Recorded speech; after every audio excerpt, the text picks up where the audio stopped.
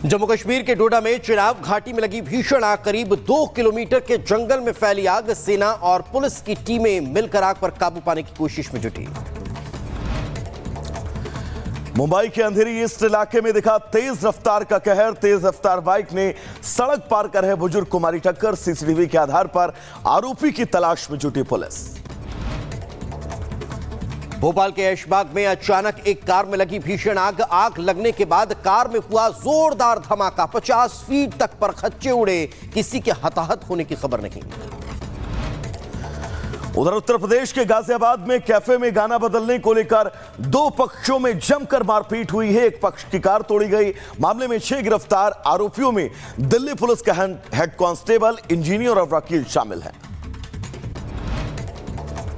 तो वहीं उत्तर प्रदेश के मेरठ में ताबड़तोड़ फायरिंग का वीडियो सामने आया है। जेल से छूटकर आए आरोपी के घर पर बदमाशों ने दनादन फायरिंग की। एक युवक के पैर में गोली लगी। पुलिस मामले की जांच में जुटी है।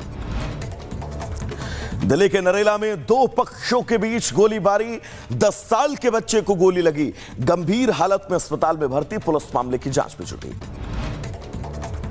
वहीं मध्य प्रदेश के छतरपुर में दुकान के सामने पार्किंग को लेकर विवाद हो गया। दुकानदार ने बाइक सवार पर धारदार हथियार से हमला करने की कोशिश की। वीडियो वायरल होने के बाद अब पुलिस ने दोनों आरोपियों को गिरफ्तार कर लिया।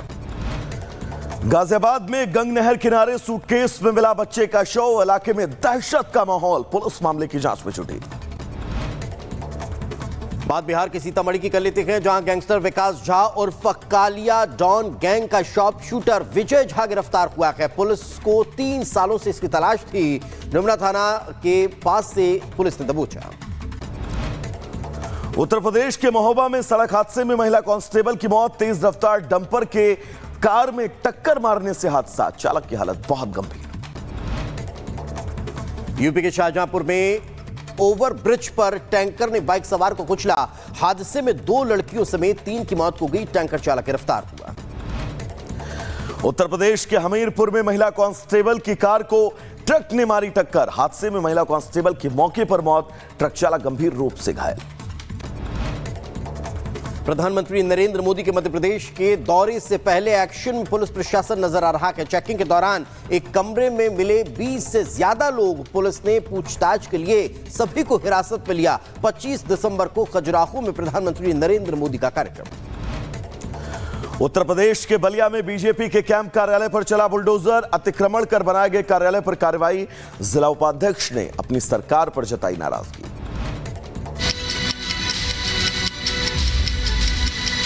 लेकिन शुरुआत गुड मॉर्निंग भारत में बात उन 6 बड़ी तस्वीरों और खबरों की करेंगे जिन पर आज प्रमुखता से हमारी नजरें बनी रहेंगी।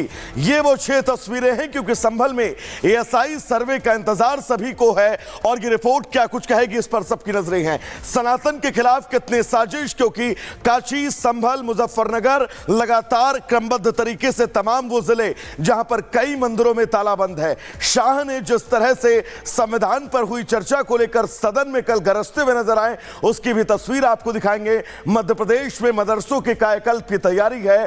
टीका कलावा, रुकेगा छलावा, बड़ा सवाल कुंभ मेले को लेकर। तो वहीं तालिबान पर अब पुतिन मेहरबान नजर आ रहे हैं। तमाम तस्वीरें, तमाम खबरें विस्तार से आप तक पहुंचाएंगे।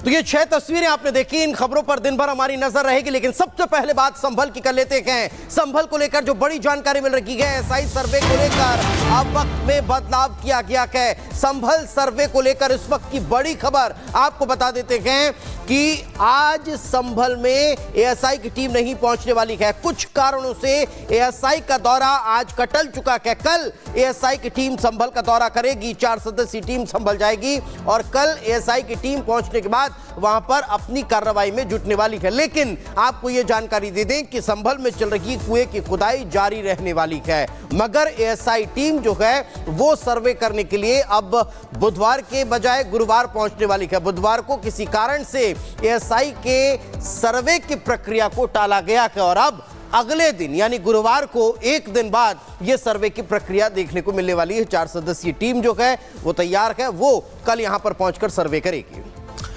तो बिल्कुल दर्शकों, 4 लोगों की टीम संभल जाने वाली है और सर्वे किया जाएगा एएसआई का। लेकिन न सिर्फ संभल, न सिर्फ काशी, मुजफ्फरनगर से भी एक ऐसी तस्वीर सामने आई है जहां पर सनातन के खिलाफ साजिश की बू जो है वो सामने आ रही है।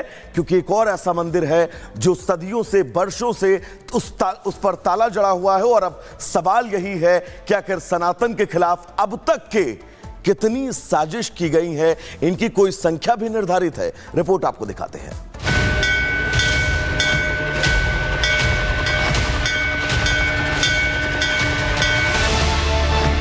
लद्दावाला में 1970 में इस मंदिर की स्थापना हुई थी जो और 1970 से लेकर 1990 तक लगातार वहाँ पूजा अर्चना चलती है। 40-45 साल पुराना है और पिछले 10-12 साल से यहाँ पे कोई नहीं आता। संभल में साजिश का पर्दाफाश,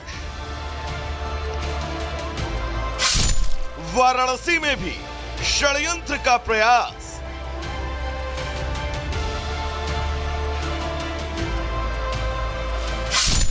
और अब मुजफ्फरनगर में मंदिर पर भड़ास।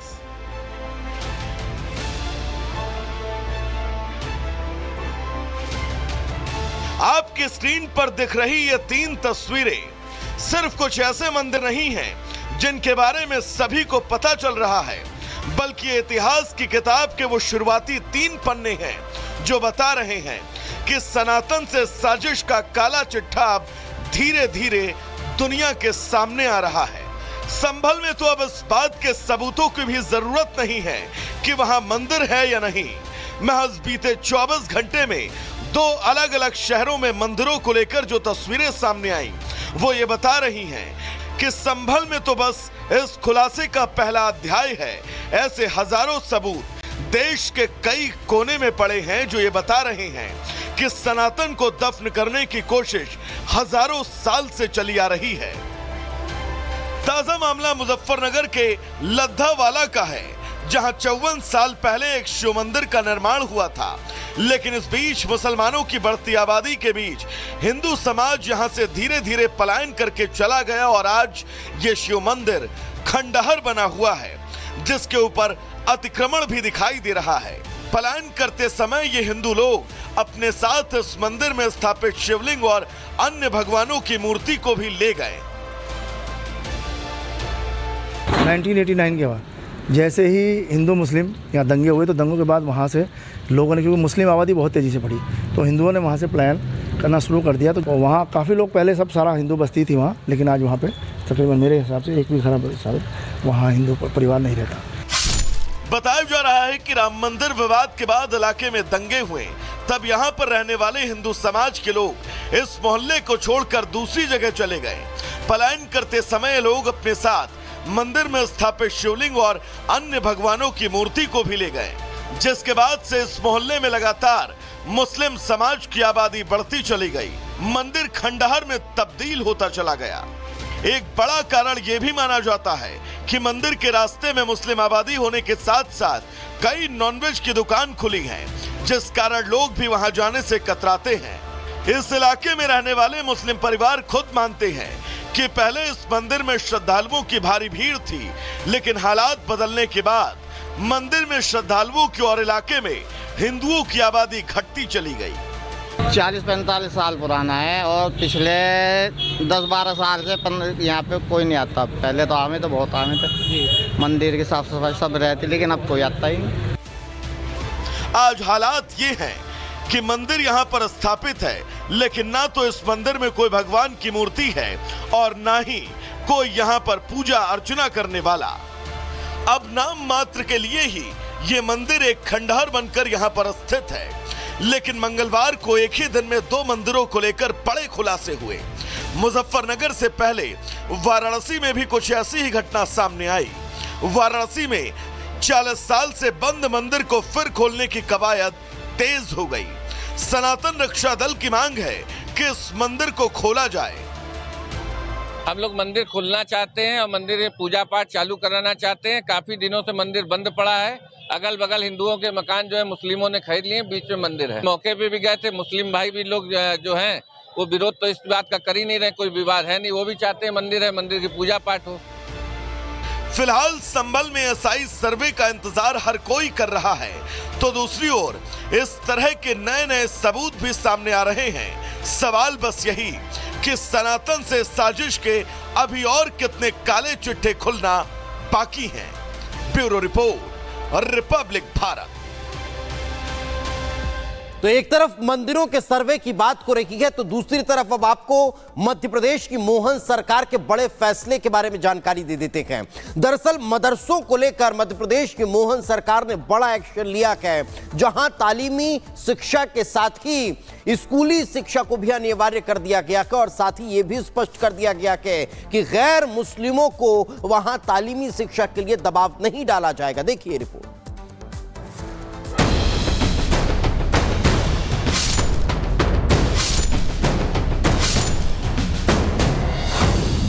मोहन सरकार का फरमान, मदरसे पर नए नियम तैयार, राष्ट्रगान होगा अनिवार्य, आदेश न मानने पर एक्शन जोरदार। मध्य प्रदेश के सीएम मोहन यादव सरकार ने मदरसों को लेकर बड़ा फैसला लिया है, जिसको लेकर स्कूल शिक्षा विभाग ने आदेश भी जारी किया, जिसमें मदरसा व्यवस्था से जुड़े कई